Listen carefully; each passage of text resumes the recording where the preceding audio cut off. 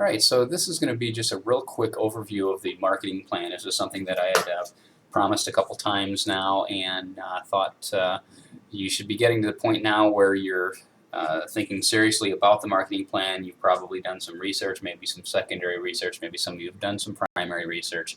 So I wanted to just spend a little bit of time here going over exactly sort of what my expectations are and give you some suggestions for what kind of things you should talk about in the plan, how you should put it together, and things like that. So this is real quick. Certainly, if you have any questions or comments or would like to have additional detail, I invite you to meet with me in my office. Come to a set of my virtual office hours, or certainly give me a call or email, and I can certainly address any questions you've got. So we'll start off here with this, just the basic outline, and this roughly follows both the written case rubric that's in the actual case document, as well as the example case that's in the textbook at the end of Chapter 2. As we go through each of these sections, I'll try to point out where the differences lie and what how you should deal with that. And the bottom line here is you have some flexibility in terms of how you format it, what order things are in. As long as it makes sense and you make a good, strong case for the marketing decisions that you're proposing, then that's really what's the most important thing. So, as you can see, the 5 main parts of the marketing plan will include an executive summary, a situation analysis, a section on your marketing strategy and your tactics, and then closing off with measurement and evaluation. So, let's talk about each of these sections in turn here. So starting with the executive summary, and as by now I imagine most of you probably already know, but the executive summary should actually be the last thing that you write, because the executive summary, well, summarizes the entire marketing plan. You want to limit this to 1 page at the most. It should be just a really brief synopsis of the major actionable recommendations. It should clearly state what the actions are as well as their justification. And like the rest of the plan, but especially so for the executive summary, it should be well written and easy to understand. A person with a limited amount of time in a decision-making capacity, however, should be able to take your plan, read the executive summary, and get the basic understanding of what it is that you're recommending be done in just a couple minutes. So that's really what you want to strive for there. But again, it should be the last thing you write, because you'll need to know what your recommendations and what your justification for the recommendations are before you'll be able to actually write that down in a clear and concise way. So after the executive summary, you'll want to go through your situation analysis. Now, you will notice that in the rubric, the situation analysis actually is the first thing that's listed as having point values. That doesn't necessarily mean it's the absolutely first thing that should come. However, it should be very, very early on. And the only exception to this would be I have seen marketing plans in the past that have included an overview of the research that was done, especially if there was a lot of research done, a lot of primary research done. That will go into the marketing plan, and even if there was some research that was done to help identify things within the SWOT analysis, sometimes a research section will come first, but the situation analysis obviously sets the scene, if you will, establishes the framework within which all the marketing decisions are going to be made. Easiest way to think about the situation analysis is through the standard SWOT, strengths, weaknesses, opportunities, and threats, and as you're doing that, just bear in mind that obviously the strengths and weaknesses are internal situational analyses, and the opportunities and threats are external situation analyses. So strengths and weaknesses are about the firm or the brand. Opportunities and threats are external to that. Government regulations, market conditions, demographic changes, whatever it might be.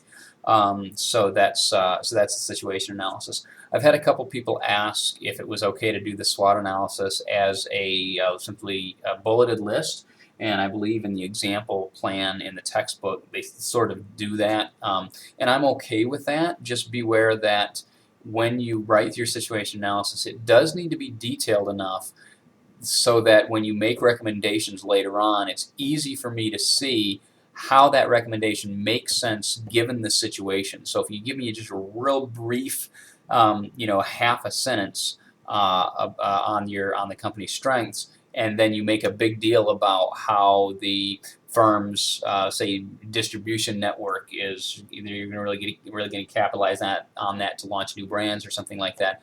I probably want to know a little bit more about that particular strength because you're relying on that one heavily. So it might take some work and revision as you go through the actual plan, but just make sure to go back and make sure that you've described enough of the situation analysis so that it makes sense and again is easy to justify the marketing decisions that you'll be presenting later on.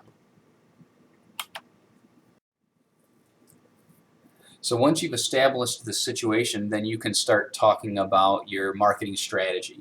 So in the text example, this is section 3, the marketing strategy, and they actually list sections: mission, marketing objectives, financial objectives, target markets, and positioning. Really, the parts here that are the most important and the most crucial, as far as I'm concerned, are the objectives. And this might be organizational level objectives. They could, or they, as well as marketing objectives. You certainly want to have your marketing objectives because that's the smallest level. It's the most specific level of objective. But if there are organizational objectives, or even a mission, for example, that are going to drive the marketing objectives, you might want to share those as well, because then it just helps to justify why these objectives make sense, and then it makes it easier to evaluate later on if you have those specific objectives, metrics that you can actually point to. So then once you've established those objectives, then your strategy basically comes down to STP, right? Segmentation, targeting, and positioning. So you're going to want to tell me. I'm fine with having segmentation and targeting being kind of in one section, because when you talk about your target market, you're going to describe them in terms of your segmentation variables. So those two sort of go together anyway. So you will want to describe the target audience, and in this case, since we're working with an already established brand with an established target audience, you also might want to talk about if this is a change, and if so, why, and if not, why not. So establish your target audience, and remember, it could be one target, it could be multiple targets as well. But the more specifically you define your target audience, the easier it's going to be to justify marketing decisions that you make again later on. So segmentation and targeting, and then positioning. You'll want to include a concise positioning statement that's relevant to the identified target audience. So there may be multiple of these if you have multiple target audiences that require slightly different positions. Now, if you choose to use things like perceptual maps or brand positioning, bullseyes, or anything like that, that's fine. This is the section where you do it. It's not a requirement, but it can be useful sometimes.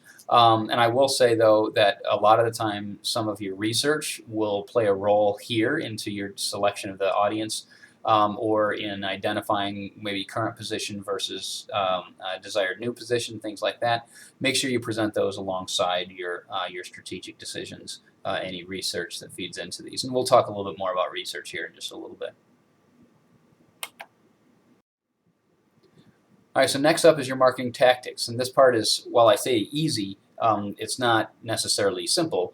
It's just straightforward, right? Product, price, place, and promotion. You might also want to include performance monitoring types of things here, so marketing metrics, marketing dashboard types of activities if you want, or you can include that in evaluation and control later on. I'm fine either way. But this is where you'll go through. This is honestly between the strategy, between the STP, segmentation, targeting, and positioning, and this section here, the marketing tactics. This is the meat of the plan. I mean, this is telling us. So the marketing strategy tells you sort of here's what we're trying to accomplish, and then the marketing tactics is, and here's how we're going to get there. So specific things about, well, we're going to change the product ingredients, although don't do that because the case specifically says, Hershey says, we're not changing the ingredients. But that would be an example decision that might go here. Or we're going to change the price, or we're going to change the size of the bars or something and do value pricing or something like that. Or we're going to change distribution and go to a direct sales model. Or here are some, or for promotion, here are some sales promotions we're going to do, here are some ads we're going to run, here are some packaging things we're going to do. So all of those decisions should be in this marketing tactics section. Detail is key. This is really where I'm going to scrutinize. I'm going to scrutinize the STP, but I'm really going to scrutinize this section as well. So lots of detail. Be creative. certainly be creative. Marketing, especially in consumer packaged goods and candy, creativity is really, really important. This is a low involvement type of a purchase most of the time, so creativity is important. But make sure that every single marketing decision that you make is based on and linked to either research that you've done, primary or secondary research that you've done, the objectives that have been established, and fits the situation that you've established as well in the SWOT. So there should be an obvious link between all of the sections that you've written so far and these marketing decisions that you're making. That's another really crucial thing that I'll be looking for. How are these things linked to one another?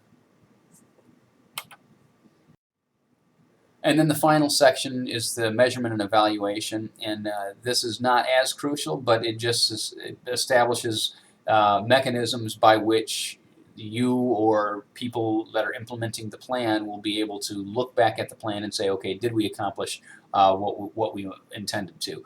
This is where you will establish benchmarks, so your sales forecast is important, but you also might want to have forecasted metrics related to other stated objectives. So you might be, rather than having pure sales objectives, you might have an objective that says something like, we want Take 5 to be the #1 candy bar that people think of when they're talking about chocolate and pretzels or something like that, like a share of mind kind of metric, or some brand image. We want Take 5 to be seen as the working man's candy bar, or a preference. We simply want Take 5 to be the most preferred candy bar of a set of competitors.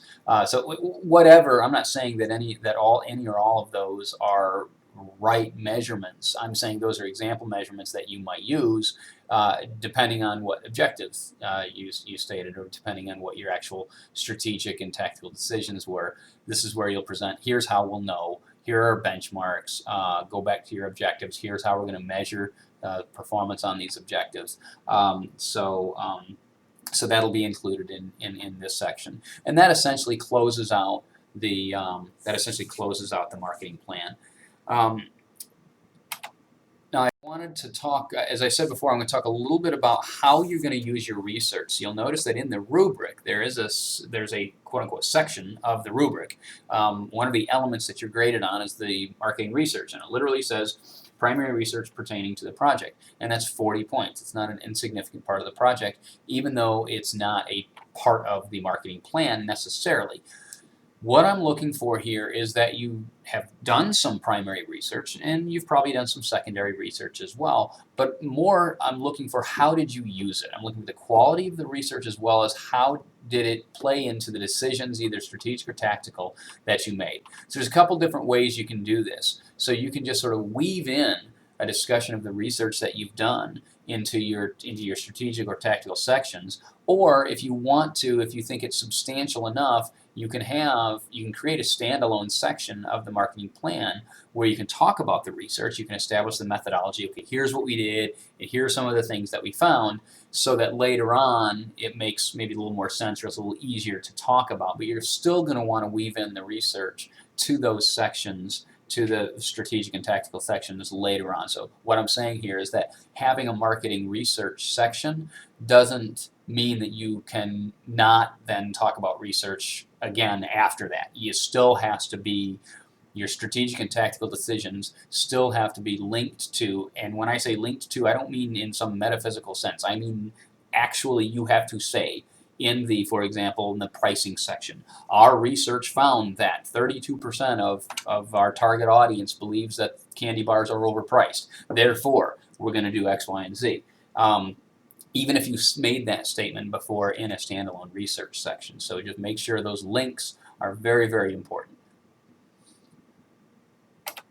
And then the last thing you'll have to worry about is the actual presentation. So I wanted to take a minute to talk a little bit about that as well. So obviously an actual live presentation isn't required for the course, only the PowerPoint deck. But I would hope that you would create the PowerPoint deck in a complete enough manner so that I could, in looking at it, I could tell what the presentation would look like.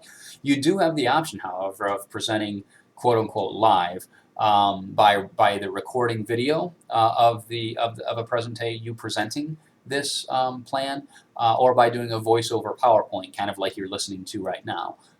You have that option.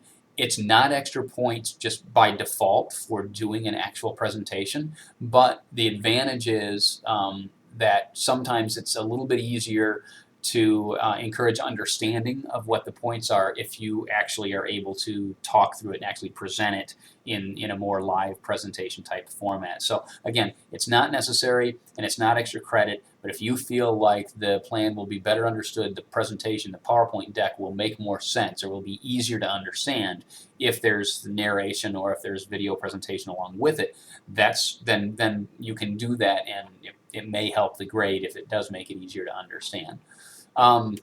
So that's all I wanted to say about the presentation. And it's again, it's 100 of the I think 300 points in the for the case. So make sure you don't give that. Make sure you give that the attention that it deserves, and obviously it should follow along with the actual marketing plan that you've that you've created.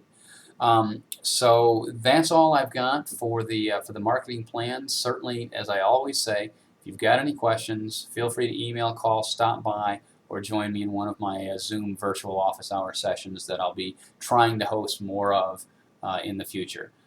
So take care, and I look forward to seeing these what I'm sure will be excellent marketing plans coming here in the next few weeks.